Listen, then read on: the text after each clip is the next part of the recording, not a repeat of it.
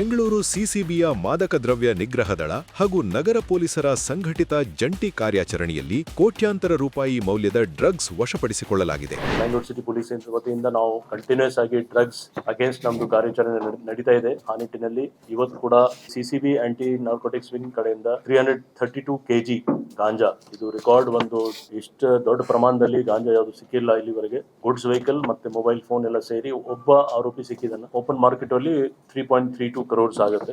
ಪಾರ್ಪೇಟ್ police station ವ್ಯಾಪ್ತಿಯಲ್ಲಿ 3 kg 900 grams MDMA ಅದು ಸಿಕ್ಕಿದೆ. ಅದು ಆಲ್ಮೋಸ್ಟ್ 7.60 crores ಓಪನ್ ಮಾರ್ಕೆಟ್ ಅಲ್ಲಿ ವ್ಯಾಲ್ಯೂ ಇದೆ. ಇದರಲ್ಲಿ ಕೂಡ ಒಬ್ಬ ಆರೋಪಿ ಸಿಕ್ಕಿದ್ದಾನೆ. ಕಾಡ್ಗುಡಿ ಪೊಲೀಸ್ ಸ್ಟೇಷನ್ ವ್ಯಾಪ್ತಿಯಲ್ಲಿ 12 grams MDMA ಮತ್ತೆ 11 kg ಗಾಂಜಾ, ಇದರಲ್ಲಿ ಕೂಡ 3 ಜನ ಆರೋಪಿ, ಒಟ್ಟು 12 lakhs ವ್ಯಾಲ್ಯೂದು. ಡ್ರಗ್ಸ್ ಸೀಸರ್ ಅಲ್ಲಿ official value it is 5.77 crores. So ಬಹಳ ಒಳ್ಳೆ ಕೆಲಸ ಮಾಡಿದಾರೆ ನಮ್ಮ ಎಲ್ಲ ಸಿಸಿಬಿ, ಉಪಾರ್ಪೇಟ್ ಮತ್ತೆ ಕಾಡ್ಗುಡಿ ಪೊಲೀಸ್ ಸ್ಟೇಷನ್. ಈ 3 ಯೂನಿಟ್ಸ್ಗೆ ನಾವು ಟೋಟಲ್ 1 lakh rupees ರಿವಾರ್ಡ್ ಕೂಡ ನಾವು ಘೋಷಿಸ್ತಾ ಇದ್ದೇವೆ. ಯುವ ಜನತೆಯ ಭವಿಷ್ಯವನ್ನು ಹಾಳು ಮಾಡುವ ಡ್ರಗ್ಸ್ ಕಂಟಕವನ್ನು ಮಟ್ಟಹಾಕುವಲ್ಲಿ ಬೆಂಗಳೂರು ಪೊಲೀಸರು ಸದಾ ಜಾಗೃತರಾಗಿದ್ದಾರೆ.